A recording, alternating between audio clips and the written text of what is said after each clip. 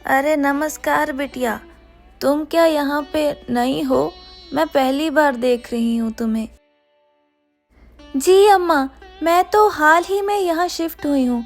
शादी के बाद पहली बार गांव में रहने आई हूँ। सोचा सुबह सबसे पहले भगवान के दर्शन कर लूँ। अच्छा किया बिटिया, मंदिर से शुरुआत करना सबसे शुभ होता है। लेकिन जानती है, ये छोटा सा गांव का मंदिर मुझे हमेशा याद दिलाता है दक्षिण के एक और मंदिर की।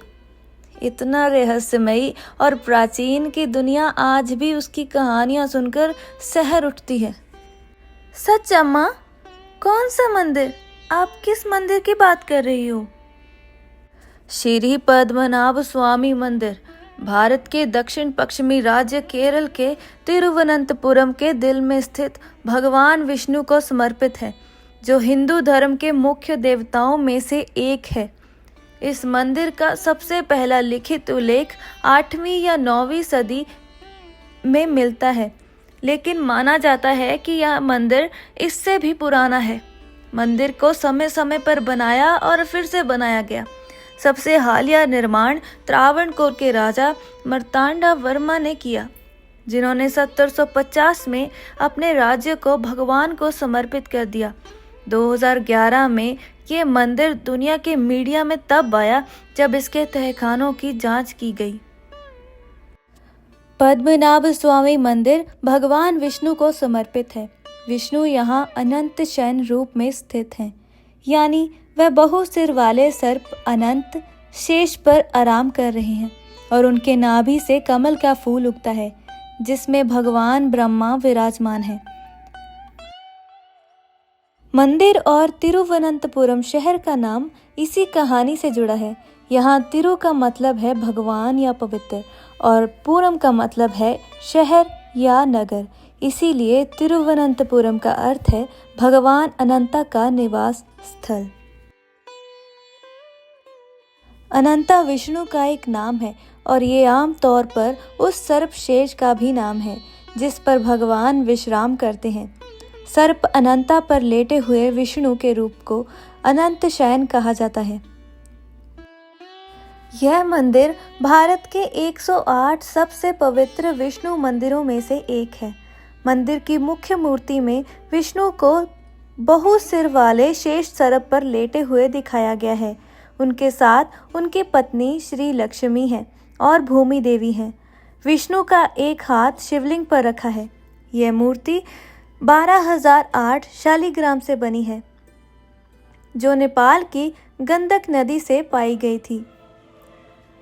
भक्त इस देवता को चावल, कच्चा आम या नारियल अर्पित करते हैं। कभी कभी सोने के नारियल जैसी वस्तुएं भी चढ़ाई जाती हैं। मंदिर में बड़े त्योहार मनाए जाते हैं, जैसे विशु और ओणम। ओणम का 10वां दिन तिरुवोणम भगवान का जन्मदिन माना जाता है। नवरात्रि में मूर्तियों की शोभा यात्रा होती है और लक्षदीपम एक ऐसा त्योहार जो हर 6 साल में एक बार आता है और यहाँ 1 लाख दीपक जलाए जाते हैं। इस मंदिर की असली उम्र और शुरुआत पूरी तरह से स्पष्ट नहीं है, लेकिन माना जाता है कि ये हजारों साल पुराना है। मंदिर के बनने को लेकर कई कहानियां और लोक कथाएं प्रचलित हैं। पद्मनाभ स्वामी मंदिर के बारे में कहा जाता है कि ये हजारों साल पुराना है। ये सिर्फ पूजा का स्थान नहीं है, बल्कि रहस्यों का खजाना भी है। यहाँ कई पुराने खजाने और छिपे हुए दरवाजे हैं, जिनमें से कुछ आज तक भी नहीं खोले गए। जब आप मंदिर की गलियों में चलते हैं तो एक अद्भुत भावना का अनुभव होता है। ऐसा लगता है जैसे दीवारें खुद पुराने राजाओं, पुजारियों और भक्तों के रहस्यों की रक्षा कर रही हो। पद्मनाभ स्वामी के जब 6 दरवाजे खोले गए, तब सोना, हीरे जवाहरात और प्राचीन मूर्तियों सहित करीब 1,32,000 करोड़ रुपए मूल्य का खजाना भारत सरकार को प्राप्त हुआ। मंदिर के चलाने और प्रशासन को लेकर कई कानूनी मामले भी हुए थे। लेकिन ये खजाना मिलने के बाद भी कई सवाल उठे। ये संपत्ति कैसे जमा हुई? इसे इतने सालों तक क्यों छुपाया गया? और बाकी बंद तहखानों में क्या रहस्य छुपा है? ऐसा माना जाता है कि ये खजाना भगवान की सुरक्षा में है और मानव हाथों से छूने के लिए नहीं है। पद्मनाभ स्वामी मंदिर के 6 बंद तहखानों में से 5 खोले जा चुके हैं, लेकिन तहखाना बी अब भी रहस्य बना हुआ है। इसका दरवाज़ा मनुष्य की कोशिशों के सामने नहीं झुकता। कहा जाता है कि यह दरवाज़ा विशेष नक्काशी और नाग बदन यानी सर्प के ताले से बंद है। पुरानी कथाओं के अनुसार इसे केवल गरुड़ मंत्र जैसी पवित्र साधना से खोला जा सकता है। बिना मंत्र के खोलने की कोशिश करने वालों को भयंकर परिणाम भुगतने पड़ सकते हैं। अब तक हर कोशिश नाकाम रही है। विशेषज्ञ, ताले खोलने वाले और वैज्ञानिक आधुनिक तकनीक का उपयोग करके भी इसे नहीं खोल पाए। स्थानीय कहानियों के अनुसार बिना सही विधि और पूजा के इसे खोलना बड़े संकट को जन्म दे सकता है।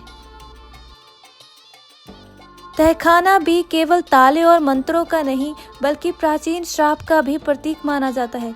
कहा जाता है कि ये दैवीय सर्प और स्वर्गीय शक्तियों द्वारा सुरक्षित है और बिना अनुमति खोलने वाला भयंकर संकट झेल सकता है।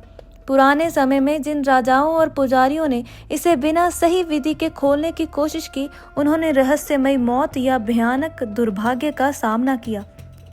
ब्रिटिश अधिकारियों ने जब इसे खोलने की कोशिश की तो विषैले सांपों का हमला हुआ और उन्हें भागना पड़ा। केरला के लोग आज भी तहखाना बी से डरते हैं। शाही परिवार और पुजारी मानते हैं कि इसे केवल दैवीय अनुमति वाले ही सुरक्षित रूप से खोल सकते हैं और चेतावनी ना मानने वाला केवल अपने लिए ही नहीं बल्कि पूरे संसार के लिए संकट ला सकता है।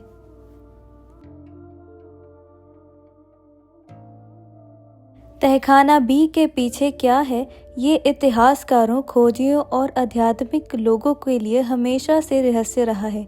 कुछ मानते हैं कि इसमें बाकी सभी तहखानों में से भी अधिक खजाने हैं, जबकि कुछ सोचते हैं कि इसमें प्राचीन शिलालेख या दिव्य वस्तुएं छुपी हैं। कहा जाता है कि इसमें सुदर्शन चक्र या भगवान विष्णु के पवित्र अस्त्र भी हो सकते हैं। मंदिर के नीचे कई गुप्त सुरंगों की कहानियां हैं जो समुद्र और दूर दराज के स्थानों से जुड़ी हुई हैं। ऐसा माना जाता है कि युद्ध या आक्रमण के समय इन सुरंगों से खजाना छुपाया या निकाला जाता था। कुछ सुरंगें समय समय पर मिली भी हैं, लेकिन उन्हें फिर बंद कर दिया गया था। माना जाता है कि मंदिर के खजाने भगवान पद्मनाभ और अनंत शेष नामक विशाल सर्प के रूप वाले दैवीय संरक्षक द्वारा सुरक्षित हैं। पुजारी नियमित रूप से इस संरक्षक की पूजा और ध्यान करते हैं। 2011 में तहखाने खोलते समय कई अजीब घटनाएं हुई। कर्मचारियों को अजीब ठंड, परछाइयां और अनदेखी मौजूदगी महसूस हुई। कुछ ने डर के कारण तहखाने में प्रवेश ही नहीं किया। कुछ मानते हैं कि मंदिर में प्राचीन ग्रंथ और ज्ञान भी छुपा है जो भविष्य की पीढ़ियों के लिए सुरक्षित किया गया। ये खजानों जितना ही कीमती हो सकता है। मंदिर में प्रवेश करते ही कई भक्तों को शांति और दिव्यता का अनुभव होता है। माना जाता है कि ये स्थान ऊर्जावान क्षेत्र है। यहाँ भौतिक और आध्यात्मिक दुनिया जुड़ी है। पद्मनाभ स्वामी मंदिर सिर्फ खजाने या वास्तुकला का नहीं बल्कि आस्था, रहस्य और आध्यात्मिकता का प्रतीक है।